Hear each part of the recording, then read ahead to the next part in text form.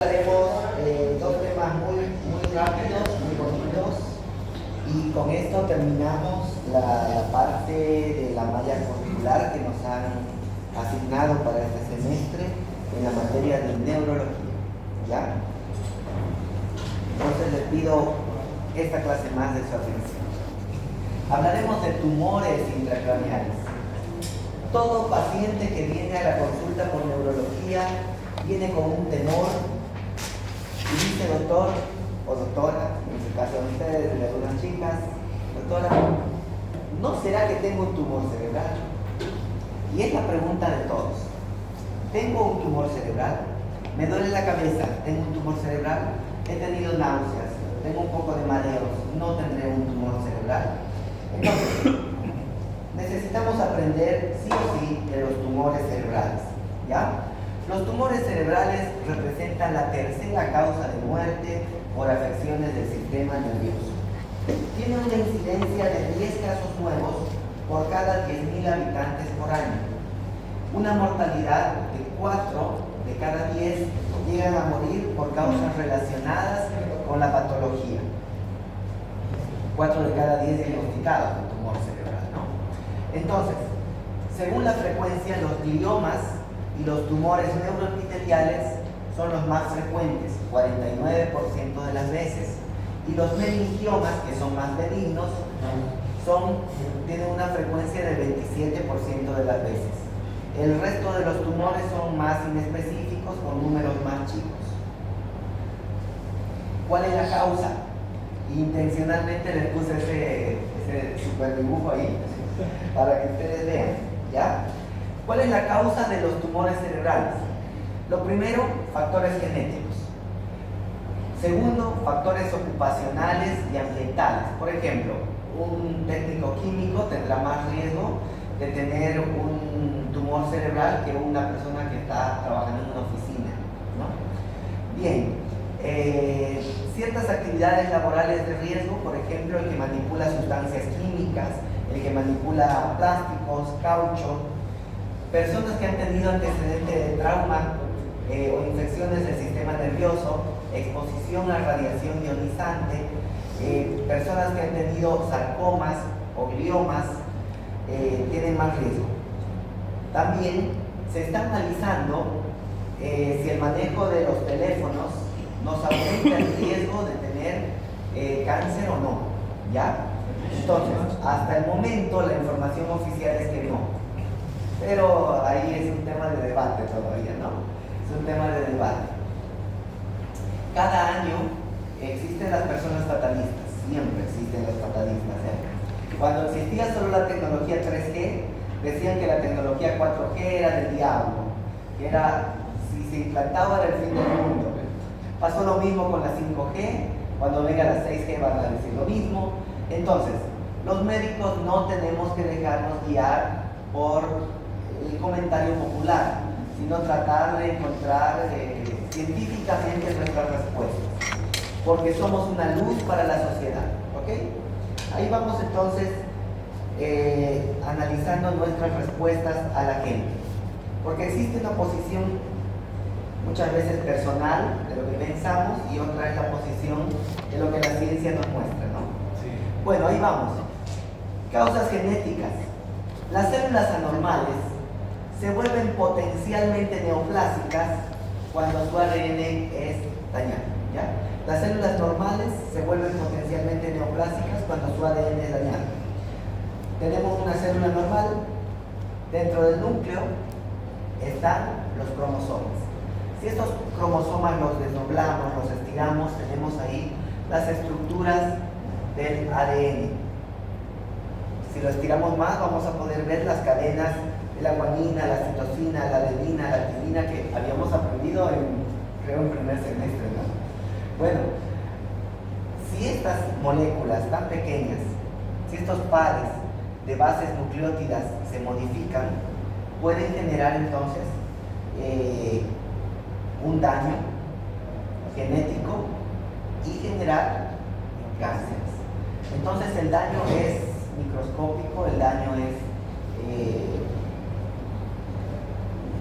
se da por mutaciones espontáneas mutaciones y cambios relacionados con las actividades que las personas también hacemos, ¿no? Según la edad, los tumores aparecen según cierta edad. Por ejemplo, la edad promedio para los tumores primarios es de 54 años. Para los oligodendrogliomas, entre 35 y 45 años. Para los glioblastomas y los meningiomas, los 60 años. Los astrocitomas son más frecuentes en los ancianos entre 65 y 75 años.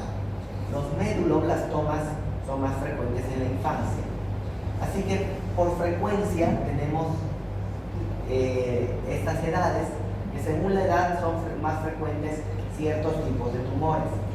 Entonces, si tengo un paciente que tenemos sospecha de una metástasis o una neoplasia, buscamos los tumores según la edad primero. Podría ser una forma más fácil de clasificarlos. Cuando un tumor se inicia en el sistema nervioso, se le dice tumor primario del sistema nervioso. Representa entre el 50 y el 70% de los tumores que tenemos en el cerebro, ¿ya? Tiene una mayor incidencia en el sexo masculino por un probable factor protector en las hormonas femeninas. Así que las mujeres siempre tienen la de ganar.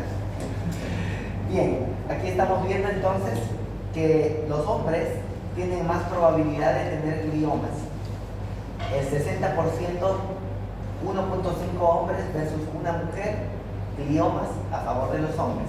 En cambio, los tumores más benignos, que son los meningiomas, que se dan entre el 10 al 30%, habíamos visto hace rato un 27%, se dan más en mujeres. 1.8 mujeres por cada varón. Entonces, los meningiomas, los tumores del varón son más frecuentes y más severos, los tumores de las mujeres son menos frecuentes y más benignos. ¿Okay? ¿A qué le llamamos un tumor?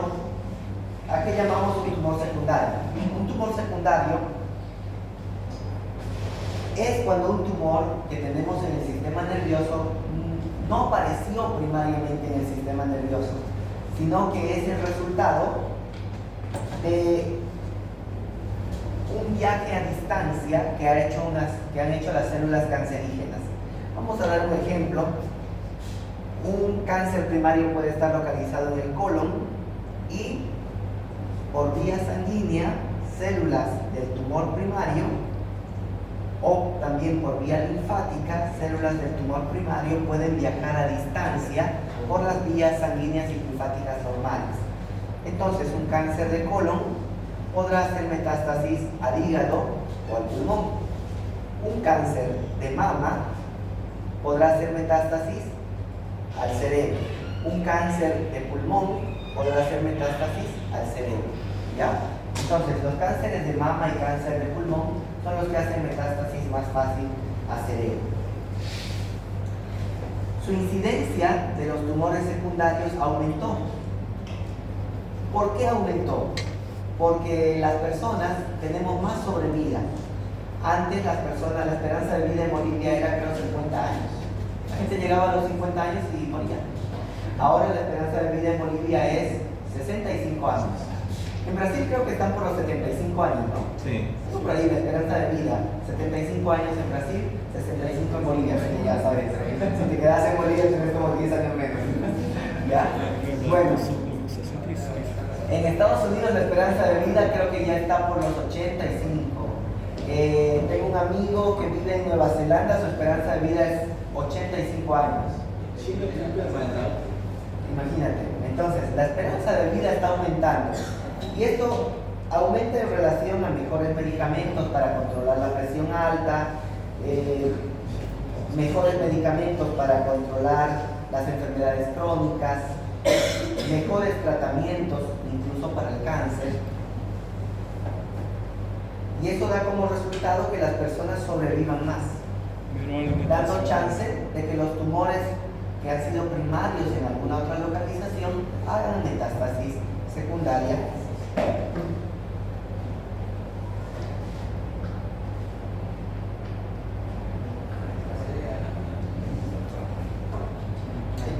Hagan secundaria. Entonces, si bien los tumores secundarios aumentaron, no es que aumentaron en sí los tumores secundarios, sino aumentó la esperanza de vida. Y por eso vemos más tumores secundarios que tumores primarios. Además que ahora tenemos mejores estudios de neuroimagen y ya es más fácil encontrar otro tipo de tumores cuando se sospecha de un tumor primario.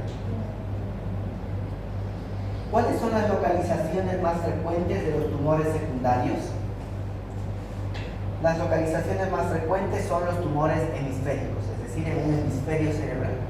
Hemisféricos, en el 80%. 15% de los tumores secundarios son cerebrales y solamente el 3 al 5% en el tronco y la médula espinal. ¿Ya? Entonces, cuando veas un tumor hemisférico, cerebral o de tronco encefálico, puedes sospechar que ese tumor es un tumor secundario. La cirugía de resección y retiro, exéresis del tumor, es la indicación para un tumor único, ¿ya? Pero ¿qué pasa? Y este tipo de cirugías son muy bonitas porque si el paciente, por ejemplo, es músico, le hacen tocar un violín, mientras lo operan él está despierto tocando el violín para que no toquen las fibras que involucran su profesión, ¿no? Bueno, y entonces estamos viendo que la cirugía es altamente efectiva para los tumores únicos. ¿Qué pasa si hay tumores múltiples? Entonces, en los tumores múltiples está indicado el tratamiento con radioterapia. ¿Hay tratamiento entonces para los tumores múltiples? Sí, la radioterapia. La radioterapia limita el avance del tumor y limita los efectos deleterios en la salud. Por ejemplo, dolores, el paciente puede seguir hablando, puede seguir pensando, puede seguir moviendo los brazos y las piernas gracias a la radiocirugía, ¿ya? En los tumores múltiples. Hoy en día, entonces, la radiocirugía les aumenta mucho la calidad de vida y la radioterapia. La radiocirugía se puede realizar en lesiones pequeñas asintomáticas. Ahí estamos viendo cómo un neurocirujano está colocando un marco de fijación a la cabeza de una paciente para hacer una radiocirugía muy específica. Los tumores del sistema nervioso presentan características muy particulares, dado que se encuentran confinados a un espacio limitado dentro del cráneo, que es una caja inextensible. Están rodeados de un entorno rígido, entonces no pueden expandirse a voluntad como lo harían, por ejemplo, en el abdomen, ¿no? Pocas veces los tumores cerebrales son multicéntricos. La clínica es bien definida por daño al sistema nervioso, por la compresión que realiza o el desplazamiento que le confiere un cuadro sintomático localizador. Vamos a ver enseguida qué síntomas nos hacen pensar, por ejemplo, que el tumor está en el lóbulo parietal, qué síntomas nos hacen pensar que el tumor está en el lóbulo occipital, etc. Entonces los síntomas nos dan un valor localizador. Los tumores del sistema nervioso tienen síntomas y signos inespecíficos comunes. Por ejemplo, síndrome de hipertensión intracraneal. El paciente tiene edema de papila, tiene vómitos, tiene deterioro de la conciencia. Podemos sospechar de tumores cerebrales. El paciente tiene mareos persistentes, alteraciones psíquicas, psiquiátricas. Sospechamos de eso. Signos de focalización irritativos o deficitarios que tienen una localización. Sospechamos también de tumores intracraneales. Entonces, los dolores de cabeza, si se dan cuenta, no están acá, en estos signos comunes. Entonces, un dolor de cabeza no es, digamos, lo más común para pensar en un tumor cerebral, sino otras cosas, como deterioro de conciencia, déficit motores, trastornos psiquiátricos, ¿no? Ok. Veamos entonces los hallazgos semiológicos que vamos a encontrar en diferentes tumores. Si los tumores están en el lóbulo frontal, por ejemplo, encontraremos trastornos psiquiátricos, falta de atención, tendrá un humor muy efusivo, se enoja muy rápido, ¿ya? Trastornos del tono, no tiene fuerza para presionar las manos, le falta los reflejos de estimulación, le falta el reflejo de estimulación peribucal, el reflejo de la prensión del pie, tiene alteración de los reflejos osteotendinosos, ya tiene desviación de la cabeza y desviación conjugada de la mirada, hay parálisis oculomotora, puede haber ataxia de la marcha, trastornos del lenguaje, que no puede hablar, pero sí entiende, por ejemplo, no puede mover muy bien la boca y se muerde mucho mientras habla, cosas así. Entonces localizamos la lesión en el lóbulo frontal. Cuando el tumor está en el lóbulo temporal, tendremos, por ejemplo, sordera. El paciente escucha, pero no comprende, ¿ya? La sordera cortical. Agnosias auditivas, que él siente que no escucha, ¿no? Amusia, que él no puede hablar.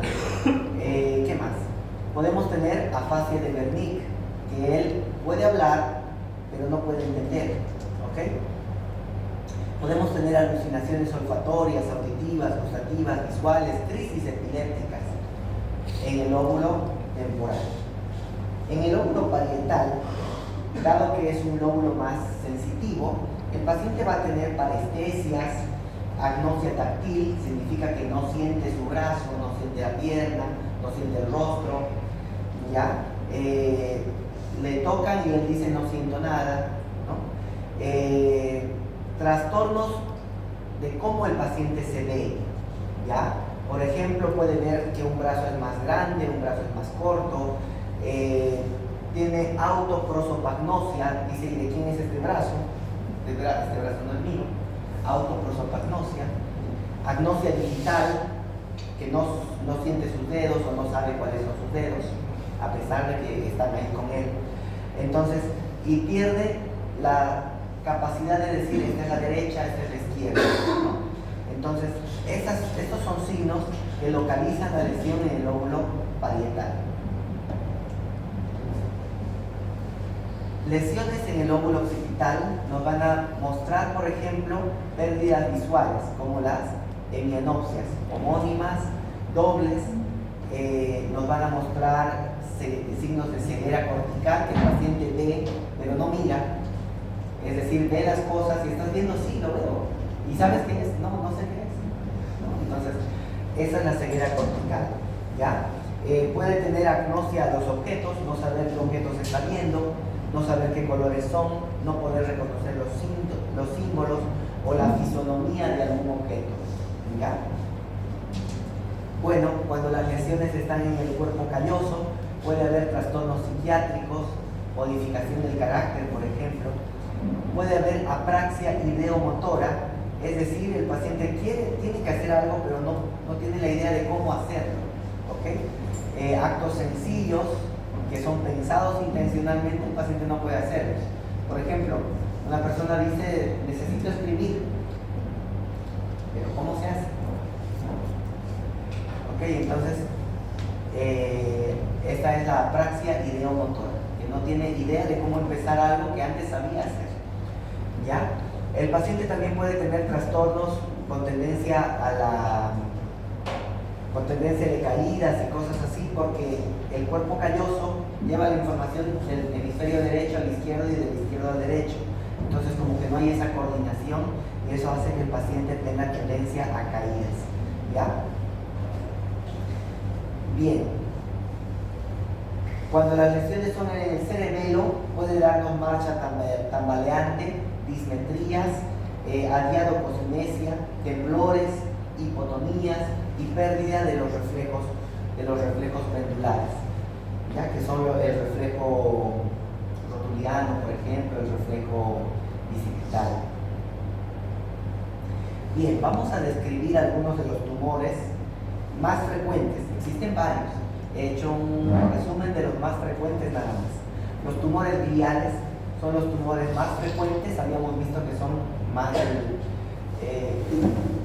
los más comunes, pueden ocurrir en cualquier sitio, pero de preferencia a nivel supratentorial, ¿ya?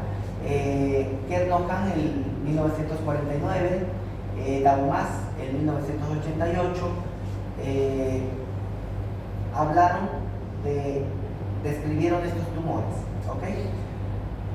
Según su malignidad, los tumores gliales se clasifican de bajo grado y de alto grado. De bajo grado, es decir, grado 1, grado 2, y alto grado, que son más malignos, grado 3 y grado 4. El grado depende entonces de la presencia o ausencia de atipía nuclear. Significa que mientras más atipía nuclear hay, entonces el grado será más alto, ¿no? También el grado de mitosis. Si hay más mitosis, es un tumor más severo, ¿no? Más infiltrante. Un tumor de grado 1 de malignidad, entonces no presenta atipía nuclear, no presenta mitosis, ni necrosis, ni proliferación endotelial. Es un tumor tranquilo, ¿no? Grado 1.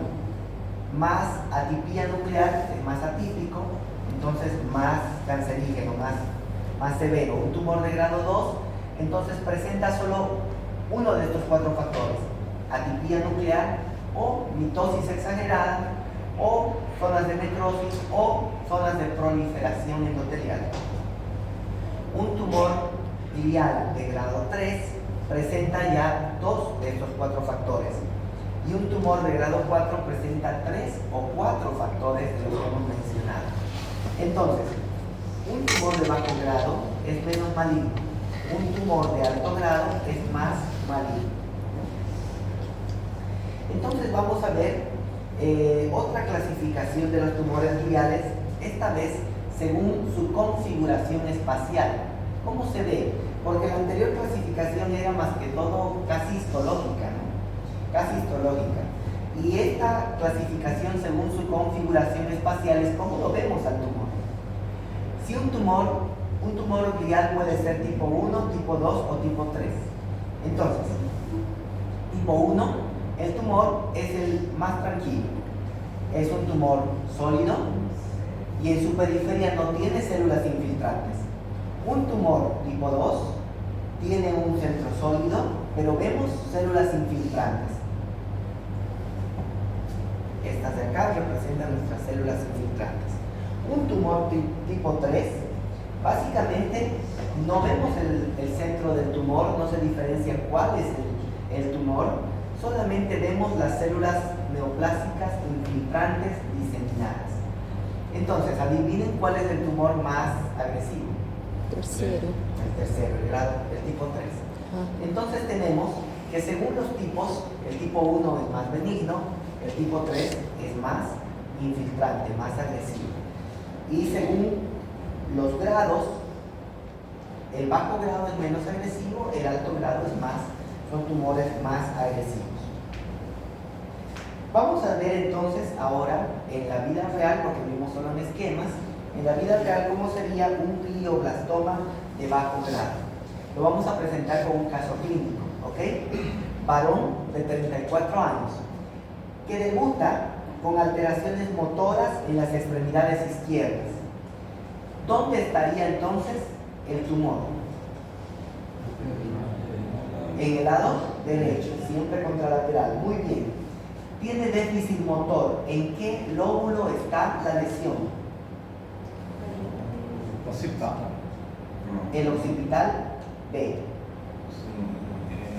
Lóbulo frontal. Muy bien. En el lóbulo frontal está la lesión. No, de verdad uno de sus compañeros respondió. En el lóbulo frontal está el área motora. Entonces él probablemente tiene una lesión en el lóbulo frontal del hemisferio contralateral, que sería el derecho, ¿no? Y dice, por lo que se le realiza un estudio de resonancia magnética. Estamos viendo en esta imagen la secuencia T1, que nos está mostrando una lesión pequeñita, heterogénea, aquí, que casi ni se ve, ¿no? En T1, ¿ya? Entonces, vemos que esa lesión es hipointensa, que está afectando la corteza motora y afecta a la sustancia blanca del lóbulo frontal derecho, ¿no? Aquí está afectando al lóbulo frontal derecho. Vamos a ver ahora la secuencia axial potenciada en T1 después de que le aplicaron contraste. Es esta misma lesión con contraste.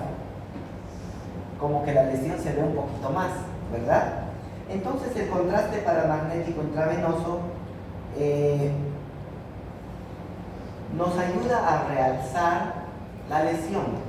Sin embargo, en este tumor no está captando contraste, pero sí que nos ayuda a ver un poquito mejor al menos, ¿no? Aunque no captó contraste. En el punto C estamos viendo la misma resonancia, pero en T2. En T2 el líquido se vuelve blanco, ¿ok? Estamos viendo el líquido cefalorraquídeo de color blanco. Y estamos viendo que aquí hay un área inflamatoria, porque la inflamación significa aumento de líquido. Entonces vemos en T2 que hay un área inflamatoria. Vamos a ver la señal en FLAIR, y en FLAIR nosotros encontramos en la resonancia en FLAIR que todo lo que brilla es patológico. Entonces estamos viendo que lo que está brillando ahí es nuestro tumor, ¿ok? Entonces estamos viendo un tumor glial. ¿Será de alto grado o de bajo grado? De bajo grado. De bajo grado porque no está infiltrando nada, ¿verdad? Ahora, entonces estamos viendo un tumor glial de bajo grado. ¿Tipo 1, tipo 2 o tipo 3? 1. Tipo 1, ¿ok? Entonces, si nosotros practicamos un poquito, vamos a ver tumores y vamos a decir tumor glial de bajo grado, tipo 3, o tipo 1, tipo 2. Y eso es lo que hacen los oncólogos, ¿ok? Vale, y los imaginólogos que ven este tipo de cosas. Vamos a ver ahora un glioblastoma y ustedes me van a decir de qué grado es. No se va a leer el título. Este es un estudio de resonancia magnética en las secuencias convencionales. Estamos viendo una secuencia axial potenciada en T1, acá, donde vemos una lesión, ¿no? Es una lesión relativamente homogénea y tenuemente hipointensa. Bueno, a esa lesión, tras la administración de contraste endovenoso, capta contraste endovenoso, capta el contraste de gadolinio y tiene ausencia del centro, ¿no? Hay una zona céntrica que está ausente. Bien, en T2 FLAIR, perdón, estamos viendo que el paciente tiene una zona peritumoral y una zona blanca adyacente, algo más hiperintensa que la lesión que se extiende por el brazo posterior de la cápsula interna. Aquí, y hay algo que se extiende por acá, ¿no? Se está extendiendo la lesión. Acá también estamos viendo esto. Y como que hay otras pequeñas lesiones satélites, ¿no? Que están por aquí, por aquí. Bien, entonces, estamos viendo entonces un tumor glial, pero ¿de qué grado es? ¿De bajo grado o de alto grado? De alto grado. ¿Por qué? Porque está infiltrando. Y en esta categoría que tenemos de tipo 1, tipo 2 y tipo 3, Tipo 2. sería un tipo 2. Un tipo 2, ¿no? Un tipo 2, casi tipo 3 sería, ¿no? Tipo 2 porque todavía vemos el tumor. Entonces, así es como vemos los tumores cerebrales, ¿ya? Bien, los tumores astrocíticos, porque cada célula del sistema nervioso puede generar un tumor. Por ejemplo, hemos visto las células gliales que pueden generar glioblastomas, ¿no? O tumores gliales. Ahora estamos viendo los astrocitos. Los astrocitos pueden provocar, los tumores astrocíticos pueden provocar 5 tipos de tumores: tumor fibrilar, tumor gemistocítico, tumor protoplasmático, tumor pilocítico y tumor subependimario de células gigantes o subependimoma. 5 tipos entonces de tumores astrocíticos. Vamos a darnos cuenta que un tumor astrocítico es fibrilar porque su evolución es lenta, que un tumor es gemistocítico cuando el tumor progresa de ser de un grado intermedio a alto grado en los hemisferios del cerebelo, del tronco del encéfalo, de la médula espinal, ¿ya? Y estos tumores de mayor grado dice que tienen lesiones blancas, zonas duras, focos amarillentos, zonas de necrosis, zonas hemorrágicas. Bueno, los tumores pilocíticos son de crecimiento muy lento y afectan generalmente al quiasma, al hipotálamo, al tronco cerebral, al cerebelo. Los tumores subependimarios afectan a los lugares donde hay tejido subependimario, es decir, los ventrículos y el acueducto cerebral. Vamos a ver entonces un astrocitoma pilocítico, ¿ya? Estamos viendo un astrocitoma pilocítico que hemos dicho que son tumores de crecimiento lento, tienen mínima tendencia a la malignización, pueden crecer en diferentes zonas y son tumores quísticos. Vemos acá un centro sólido y el resto es un quiste. Entonces, estos tumores tipo astrocitoma pilocítico generalmente dan mucho conflicto con los famosos neurocisticercos, porque un neurocisticerco también puede hacer algo muy parecido, el escólex y el quiste, y puede crecer bastante grande. Pero entonces uno de los diferenciales son los astrocitomas pilocíticos, ¿ya? Vamos a ver la gliomatosis cerebral. Es una forma infrecuente de neoplasia glial y como ustedes ven no tiene una zona específica del tumor, sino es una cosa más diseminada. Tiene proliferación y infiltrado encefalítico difuso de las células gliales, son de bajo grado histológico y se forman con frecuencia en los 2 primeros decenios de la vida, ¿ya? Puede afectar a la médula espinal, al tronco, al cerebelo. Tiene una clínica inespecífica, crisis epilépticas, dolores de cabeza, persistentes, etc. En estos pacientes entonces que a pesar de los tratamientos que le hacemos para el dolor de cabeza y persiste con cefalea y crisis, hay que hacerle una resonancia magnética para encontrar tumores raros como la gliomatosis cerebral. Hablando del grado de malignidad y la configuración espacial, no significa que un tumor que se ve grande en la resonancia o la tomografía tenga que ser más maligno que un tumor pequeño, que se ve pequeño. Entonces, no hay relación entre el tamaño del tumor y su malignidad, ¿ya? Claro que visualmente asustan más los tumores más grandes. Por ejemplo, un tumor puede ser de bajo grado de malignidad y tener un alto grado de configuración espacial. Bajo grado de malignidad y alto grado de configuración espacial. Por ejemplo, un meningioma. Un meningioma puede ocupar casi la mitad de un hemisferio cerebral y al retirarlo, el paciente vuelve a la completa normalidad. Entonces, no importa tanto el tamaño del tumor, sino más bien el grado de malignidad que tiene. ¿Ok? Podemos ver aquí un pequeño tumor, pero es más infiltrante. ¿Lo ven? Está infiltrando a la vecindad. Entonces puede ser pequeño, pero es más maligno que un tumor grande que no es maligno. Bueno, este es nuestro tema entonces de tumores cerebrales. Y ahora nos vamos a ir a ver un tema más bonito.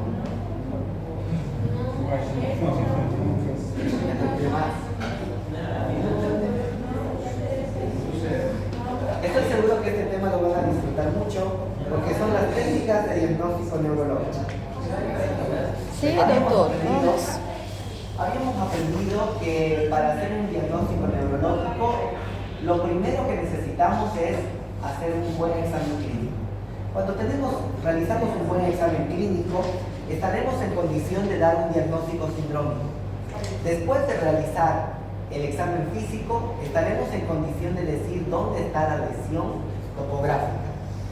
Pero necesitamos hacer estudios de diagnóstico complementario para hablar de la etiología, el lugar exacto y la etiología. ¿Ok? Entonces, tenemos que recordar estas dos palabras, sensibilidad y especificidad. La sensibilidad es la probabilidad de que un paciente enfermo sea identificado correctamente por la prueba como positivo.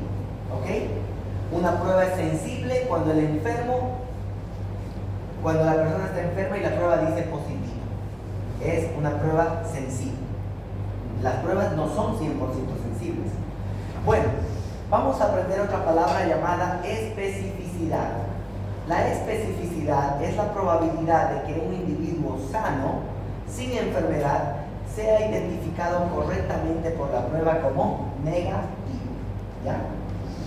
Individuo sano, identificado como negativo, la prueba es específica.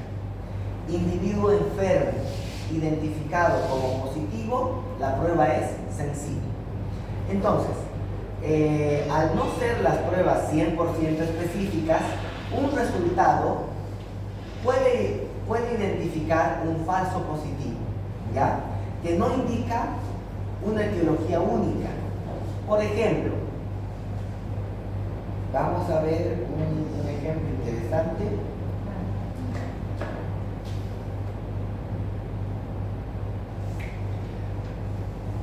Una prueba de embarazo.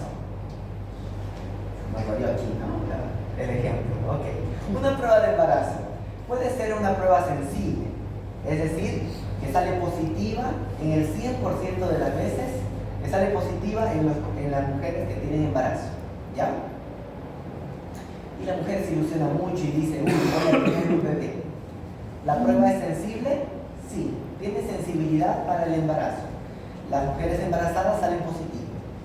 Pero la prueba no es 100% específica, porque alguna mujer que tenga un positivo puede ser que no sea un embarazo real, puede ser que sea una mola iratiforme que está creciendo ahí y que no es un bebé. Entonces la prueba no es específica. ¿Se dan cuenta? Una prueba de embarazo entonces es sensible, pero no es específica. Entonces, esas dos palabras son importantes aprenderlas. ¿Ya? En todo examen neurológico debe analizarse con estos dos conceptos. ¿Es eficaz o es eficiente? Para esto quisiera contarles una historia. Un hombre estaba en su taller y quería matar una mosca de esas grandes, verdes, con un millón de ojos que estaba incomodando ahí en su taller. Y el hombre decidió matar a la mosca. Agarró sus herramientas, una llave, un martillo, y empezó a lanzar sus herramientas por todo lado para matar a la mosca. Al final logró matar a la mosca. ¿La persona fue eficaz? Sí, fue eficaz. Logró matar a la mosca. Logró llegar al objetivo que él se proponía, matar a la mosca, pero utilizó muchos recursos. ¿Ya? En cambio, la persona, si hubiera pensado simplemente agarrar un matamoscas, mataba a la mosca, hubiera sido eficaz y hubiera sido eficiente. Entonces, las pruebas que tenemos que pedirle al paciente no solo tienen que ser eficaces, también tenemos que buscar ser eficientes. ¿Ya? Por darles un ejemplo, un paciente puede tener dolor cervical, ¿ya? Y para llegar al diagnóstico le puedo pedir rayos X, tomografía, resonancia, electromiografía, resonancia con contraste, y voy a llegar al diagnóstico, evidentemente. Voy a ser eficaz. Pero ¿cuántos recursos ocupé en llegar a eso? podría quizá haber pedido, de acuerdo al examen físico, un solo estudio que sea más dirigido a lo que estoy buscando encontrar y voy a ser además eficaz, eficiente. Los costos de la medicina se han encarecido mucho porque los médicos somos eficaces, pero no somos eficientes, ¿ya? Entonces hay que tomar en cuenta eso. Reglas para aumentar nuestra eficiencia: consulte a un experto sobre qué pruebas deberían utilizarse para cada tipo de patologías. No solicitar una prueba que no va a cambiar en algo el manejo o el tratamiento del paciente. Ayer, por ejemplo, una persona me preguntaba, mi familiar tiene ACDs. Adelanten algo que ahora que ya tiene una tomografía que me dice que tiene ACD, le haga yo una resonancia magnética. Y yo le respondí, no nos va a cambiar más el diagnóstico ni el tratamiento. Entonces ya no adelanta hacer más, ya no sirve hacerle más estudios a un paciente que ya tiene el diagnóstico. Agora ao revés dava certo, né? Isso, doutor? Al revés hubiera dado también. Era melhor, não? Ao revés era melhor, não? Hubiera Uma sido- ressonância magnética em hubiera, relação à tomografia. hubiera evitado hacerle la tomografía. Isso, ¿No ves? isso. Bien, entonces de esa manera tenemos que tener una mente más aguda y pensar un poco Esta más aqui é allá. mais barato, toma. Bien, ahora, ¿por qué es que para hacer un diagnóstico sencillo a veces se utilizan tantos recursos? Porque hemos pasado de tener una medicina basada en la evidencia a una medicina a la defensiva. Porque por cada médico hay dos abogados. Por cada médico que comete un error, hay dos abogados ahí buscando que tengas un error para hacerte una demanda y ganar mucho dinero a costa tuya. Bueno, para evitar caer en la tendencia de la medicina a la defensiva, no, le pediré la resonancia porque puede ser que en un juicio me pregunten por qué no solicitó la resonancia. ¿No? Y para evitarme eso le pido también. Y la medicina se encarece mucho. ¿Qué hacemos? Entonces tratamos de seguir los algoritmos diagnósticos, tratamos de seguir los protocolos clínicos de nuestra institución donde estemos trabajando y en el país donde estemos trabajando, y también los protocolos basados en medicina basada en la evidencia, ¿ya? Muy bien, hablando de las técnicas complementarias en neurología, hay muchas, y dentro de ellas está el examen de líquido cefalorraquídeo, la electromiografía, los potenciales evocados, el electroencefalograma, la polisomnografía. Dentro de los estudios de imagen están las radiografías, la tomografía, la resonancia, la arteriografía. Y a veces nos encontramos frente a tantos medios diagnósticos, pensando como este dibujito, y ahora qué hago, a dónde voy, qué le pido. Bueno, repasemos rápidamente cuándo hacer una punción lumbar y pedir un líquido cefalorraquídeo. Muchas enfermedades pueden modificar el líquido cefalorraquídeo, a pesar de que no haya cambios en el hemograma ni en otros líquidos corporales. El líquido cefalorraquídeo puede ser muchas veces el único líquido que se modifica. Por ejemplo, en las meningitis, en las encefalitis, en la esclerosis múltiple, en el síndrome de Guillain-Barré. Entonces, en estas enfermedades hacemos punción lumbar, ¿ok? También la punción lumbar nos puede ayudar a detectar enfermedades como el Alzheimer al dosar la proteína tau y la proteína, ¿cómo se llama? Beta. Bueno, una proteína también. Bueno, nos ayuda a ver esas cosas. En el examen del líquido cefalorraquídeo, el líquido cefalorraquídeo es un ultrafiltrado de plasma.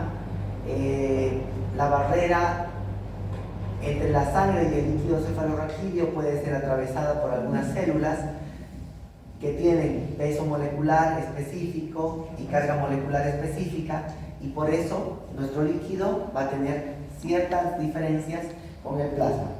Ya las conocemos, ¿verdad? ¿Cuál es la técnica Para tomar el líquido cefalorraquídeo, el paciente está en posición fetal, generalmente echado de decúbito lateral. Ubicamos la altura de la vértebra L2, L3 o L3, L4 a nivel de la cadera y se hace la punción allí. Se obtiene el famoso líquido cefalorraquídeo y tenemos que inmediatamente hacer analizar ese líquido. ¿Qué estudios se pueden pedir? Se puede pedir un citoquímico, cultivo de líquido cefalorraquídeo, dosaje de proteínas, bandas oligoclonales, dosaje de proteína tau, dosaje de beta amiloide, que era lo que me olvidaba hace rato, dosaje de beta amiloide, se puede pedir acuaporinas, es decir, varias cositas que se pueden pedir ahí, y también se puede buscar hongos con la tinta china, ¿ya? Cuando sospechamos de hemorragia subaracnoidea, como en este caso, le podemos pedir eritrocitos crenados en el líquido cefalorraquídeo. Lo importante es saber el valor del líquido cefalorraquídeo normal. Hemos ahondado bastante en el semestre hablando del líquido cefalorraquídeo normal y los valores son estos y estos, así que hay que repasarlos, ¿ya? Bueno, aquí un resumen entonces de qué pasa si el líquido cefalorraquídeo, qué pasa si el líquido cefalorraquídeo está turbio. Podemos sospechar probablemente en una infección, una neuroinfección. Si el líquido está hemorrágico, sospechamos de una hemorragia subaracnoidea. Si el líquido cefalorraquídeo está xantocrómico, es decir, amarillo, en una meningitis tuberculosa. Si el líquido cefalorraquídeo está transparente, en una meningitis o encefalitis viral. También tenemos otro estudio llamado electroencefalograma. Es el registro de la actividad eléctrica del cerebro que se pasa a un computador y el computador nos permite amplificar mucho la señal y poder ver las ondas cerebrales. Cuando estamos despiertos y atentos, nuestras ondas cerebrales viajan en el ritmo beta, ondas rápidas de 30 a 60 ondas por segundo. Cuando cerramos los ojos, las ondas cerebrales cambian al ritmo alfa, ondas cerebrales entre 10 y 14 ciclos por segundo. Cuando empezamos a dormir y empezamos a tener el sueño no REM, etapa 1, las ondas cerebrales alfa disminuyen por un momento, se atenúan por un momento y nuevamente aparecen. Se atenúan y aparecen. Es el sueño no REM, etapa 1. Cuando empezamos a la etapa no REM, etapa 2, aparecen los usos del sueño, que son ondas cerebrales alfa, que tienen un tamaño pequeño, aumentan de tamaño y se vuelven más pequeñas después. Además aparecen los famosos complejos K, que son complejos donde la onda hace una onda alta y baja y nuevamente usos de sueño. Cuando entramos en una etapa no REM, etapa 3, el sueño se lentifica bastante la actividad de base y entra a unas ondas entre 3 a 7 hercios por segundo. 3 a 7 ondas por segundo. Y ahí sabemos que el paciente está en sueño profundo. Ese momento es donde estamos soñando, y estamos soñando cosas lindas o a veces cosas feas, pero ahí estamos soñando. Si una persona se despierta en ese momento del sueño, la persona ni recuerda que ha soñado, qué pasó, solo recuerda que estaba soñando algo muy feo, pero no recuerdo qué era. O despierta diciendo he soñado algo, pero no sé qué pasó. Solo sé que era algo lindo, sé que era contigo, pero no sé qué era, ¿no? Ok, entonces en la etapa, viene una etapa después del sueño, que nuevamente el sueño se llama etapa REM, la etapa del Rapid Eye Movement, donde los ojitos hacen así este movimiento de nistagmo, y el paciente, si se despierta en ese momento, despierta tranquilo, descansado, ha tenido un buen reposo. Sin embargo, y recuerda los sueños que ha tenido. Así, soñé contigo y estábamos caminando tomados de la mano en el parque. No sé, ¿te das cuenta? Entonces, recuerda todo el sueño bonito que ha tenido o la pesadilla que ha tenido. Sin embargo, si el paciente se despierta en la etapa no REM 1, no REM 2, no REM 3, despierta todo cansado, todo fatigado, peor que si no hubiera dormido. ¿Ok? Entonces, chicos, consejo para la vida: todos los médicos tenemos que tener descansos fisiológicos.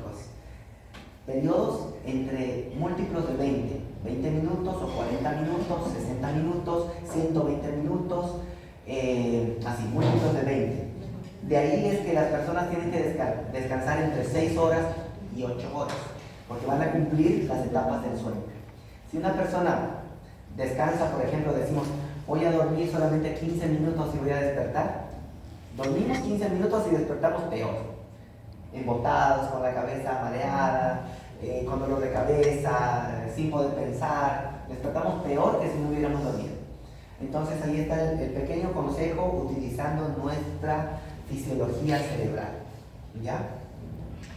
Aquí tenemos entonces las ondas delta, las ondas beta, las ondas alfa, las ondas beta que estamos teniendo en este momento al analizar estas ondas cerebrales en el paciente despierto, en el paciente dormido, podemos darnos cuenta cuando existen alteraciones. Si aparecen crisis epilépticas, estas ondas normales cambiarán por otras, por ejemplo, paroxismos de puntas, seguidas de ondas, paroxismos de polipuntas, paroxismos de espigas altivadas. Entonces tendremos que relacionar con qué zona del cerebro está generando esas crisis epilépticas. Doutor, Sí. quando uma pessoa está sedada, é o mesmo de sonho profundo? No. Não. La sedación cambia las ondas cerebrales. Entonces la sedación generalmente nos cambia a ondas beta. Nos cambia a ondas beta. Entonces el paciente necesitamos saber en qué condiciones está para poder interpretar bien un estudio. Hay veces que los médicos piden así: solicito electroencefalograma, y no ponen ningún dato más. Y el electroencefalografista, el neurofisiólogo que lee el estudio, pues tiene que tratar de ver qué hay, qué cosa pasa. Pero sería de gran ayuda si los médicos solicitan en el estudio el por qué. Solicito un electroencefalograma porque el paciente tiene un trastorno del sueño, sufre pesadillas, además dice que tiene movimientos anormales solamente en el brazo derecho. Entonces el médico ya busca más profundo, ¿me entiendes?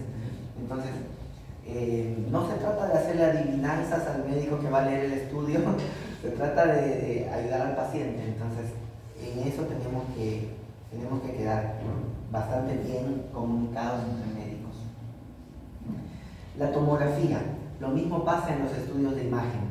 Hay personas que dicen, bueno, hágale una tomografía, y el imagenólogo que informa la tomografía tiene que tratar de ubicar si hay alguna alteración, y generalmente dice que todo está normal. Pero si el médico le manda una nota diciendo sospecha de ACV en la localización de ganglios basales, ¿no? Entonces el médico imagenólogo buscará un poquito mejor si hay un ACV en los ganglios basales o no. Entonces eso lo hemos aprendido porque según el examen físico podemos saber dónde está la localización. En el hospital donde me formé, los aparatos de imagen se quemaron. Y por 6 meses no teníamos tomógrafo. ¿Sabes? El hospital nos amaba mucho a los de neurología porque nos venía a pedir, mirad, este paciente tiene esto, avisarnos dónde está la lesión en el cerebro. Entonces por clínica decíamos, el paciente tiene una lesión en el hemisferio cerebral derecho en el área occipital. Y ahí, todo por clínica. Y paciente que se podía hacer el estudio por fuera, la lesión estaba ahí confirmada. Entonces, las imágenes no dan diagnóstico. Los estudios no avisan el diagnóstico. Los estudios confirman tu diagnóstico. Entonces el elemento más importante de un hospital no es su resonador de 3 Teslas que cuesta $3 millones. El elemento más importante eres tú, médico formado, ¿ok? Y eso yo quiero que ustedes se valoren mucho como médicos, porque hay gente que valora mucho el estudio, mucho la imagen, pero ¿por qué el médico cobra dinero para hacer una consulta? Porque el médico es el que hace el diagnóstico. La imagen no hace nada, la imagen no se lee sola, ¿ya? Bueno, la tomografía de cráneo. La tomografía de cráneo utiliza la tecnología de rayos X para detectar la atenuación que sufren los rayos X a su paso por los tejidos y nos permite ver al paciente en cortes, en rodajas. ¿Han visto en las ferias científicas, en los preparados que hacen anatomía? Ahí se ve el cerebro, la parte más de abajo, así en rodajas, ¿no? Hechos en fibra de vidrio. Los exponen siempre aquí en el anfiteatro. Bueno, lo mismo hace el tomógrafo, hace cortes. Y entonces utiliza esta terminología, densidades. Las densidades, más hipodenso es más oscuro, más isodenso es gris, hiperdenso, blanco. Entonces vamos a ver que mientras más blanco es, el objeto es metálico, mientras más oscuro el objeto es aire. Los tejidos blandos estarán en algún nivel de escala de grises.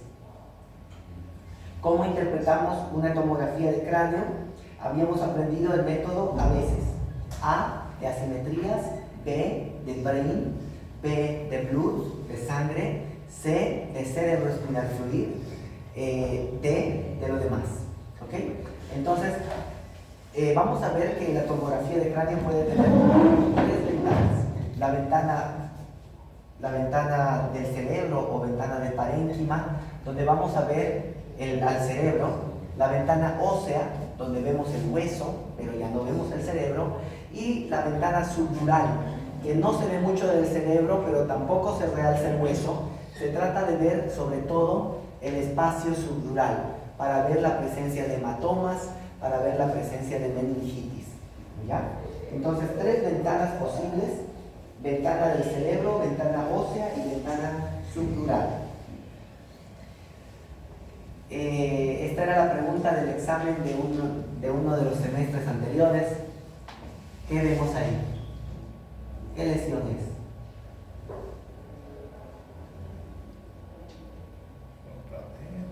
Aquele que só tem as pontinhas? ¿Qué es esto? Infiltração. ¿Ya? Sem tumor. ¿Es tipo 3. sangre o no es sangre? Sangre. Sangue. Es sangre, ok, es sangre. Y está dibujando los surcos cerebrales, ¿no? Los hemisferios cerebrales. Entonces es una hemorragia subaracnoidea. Hemorragia subaracnoidea. Existen en las tomografías algunas cosas que le llamamos artificios. Por ejemplo, un arito que tenía esta paciente y mira cómo brilla, ¿no? Cómo brilla los artificios metálicos. Aquí el paciente tenía, se movió un poquito y se ve estas líneas que son artificios del peñasco, del temporal y artificios de movimiento. Vamos a tener que ver la tomografía por lo menos en 3 niveles: el nivel del tronco encefálico, el nivel de los ganglios basales y el nivel de los ventrículos laterales. En esos 3 niveles, como mínimo, tenemos que ver buscar, digamos, las lesiones en una tomografía cerebral. Ahí está la mnemotecnia a veces, que habíamos aprendido en la clase de práctica. ¿Saben leer tomografía? A veces, ¿no? Ahí está la mnemotecnia que hemos aprendido para leer tomografía, ¿ya? Lo pueden ver con calma. Veamos esta tomografía con el método a veces. A, de asimetría. ¿Es igual a la derecha y a la izquierda? No, hay asimetría. Ok. B, de brain. ¿El hemisferio cerebral es igual aquí que aquí? No. Aquí está colapsado, ¿no? ¿Ok? ¿Qué más? C de cerebro espinal fluido. El líquido cefalorraquídeo está igual en ambos lados. D,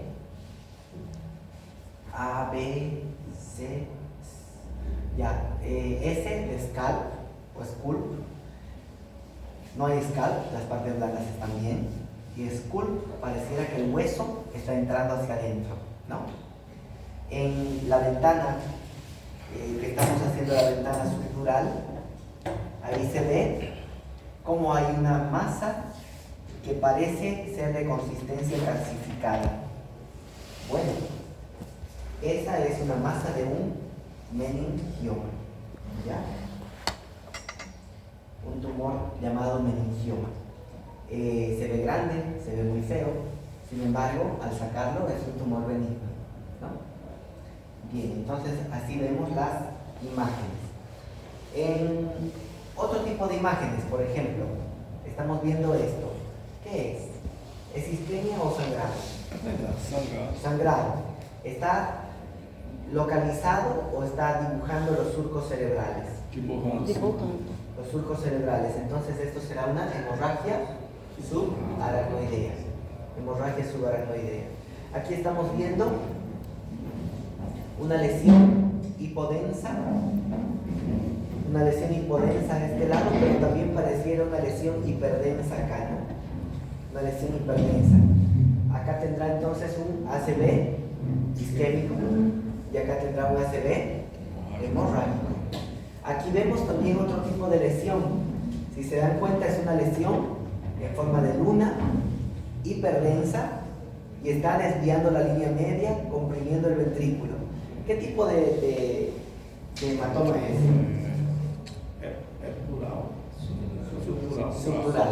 Subdural en forma de media luna, epidural en forma de lente biconvexa. Entonces es un hematoma subdural. De esa manera nosotros podemos ver las neuroimágenes y tener una idea de qué vamos a ver. Ahí, ¿qué estamos viendo? A, asimetría. B, cerebro se ve bien. C de cerebro espinal fluid se ve bien. S de scalp, hay una lesión de partes blancas, y scalp hay una lesión de huesos.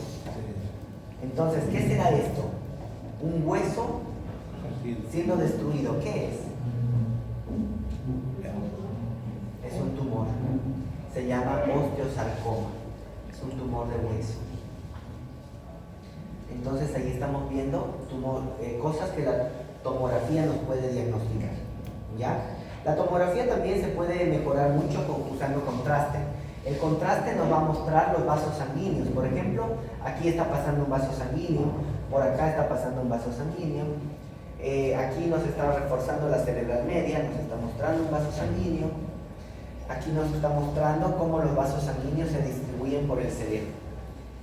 De tal forma que la tomografía nos podría mostrar malformaciones arteriovenosas, y la angiotomografía, la reconstrucción angiográfica de esa tomografía con contraste, nos puede mostrar aneurismas cerebrales, malformaciones arteriovenosas, cavernomas, etc. ¿Cuál tomografía es normal?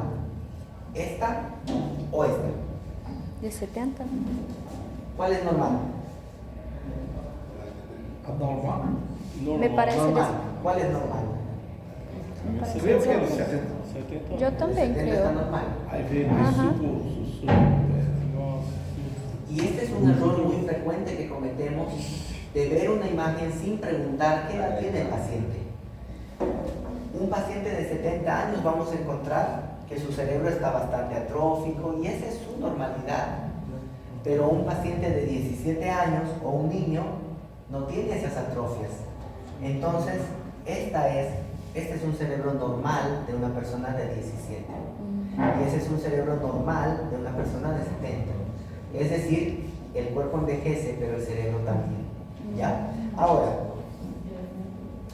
es importante recordar esto. La tomografía se ve de acuerdo a la edad. ¿Por qué? Porque si el paciente sufrió, viene a consulta y le vemos esta tomografía y decimos, bueno, no tiene sus surcos, no tiene sus cisuras, tiene edema cerebral. Le pasamos a medidas antiedema y no sé qué, a un cerebro normal, ¿no? Entonces este es un cerebro normal que se evalúa de acuerdo a la edad, ¿ya?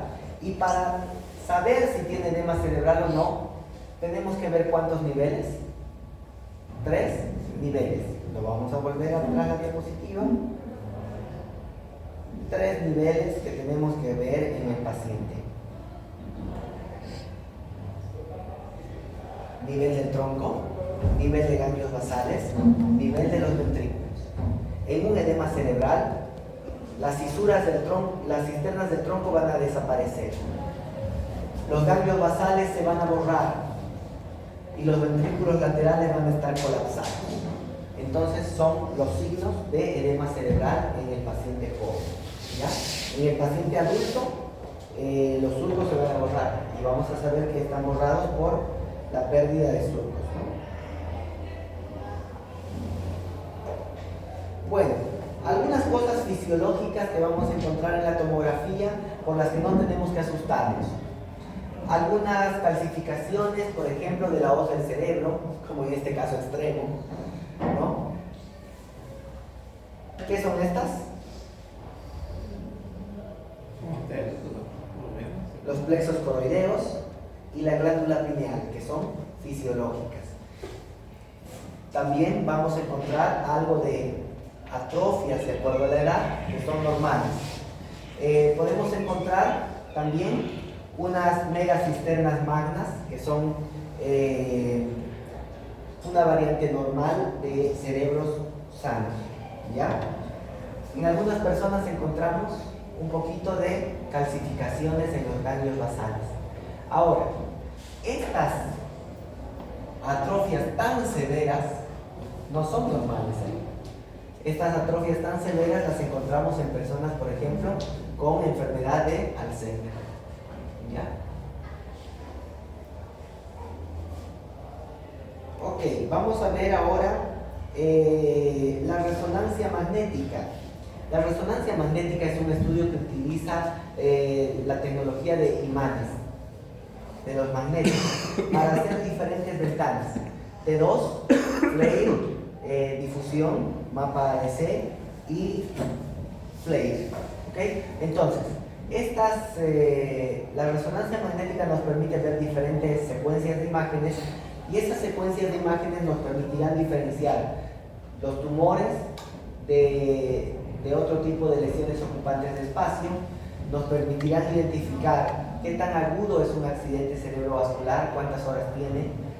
Entonces la resonancia magnética nos ayuda mucho a identificar más cosas, pero se necesita saber leer en la resonancia magnética también. ¿Ya? Bueno, esas eran las cosas que quería mostrarles el día de hoy respecto de estudios que podemos pedir en neurología. ¿Ya? Chicos, nos vemos la siguiente clase entonces para la defensa de sus trabajos. ¿Está bien?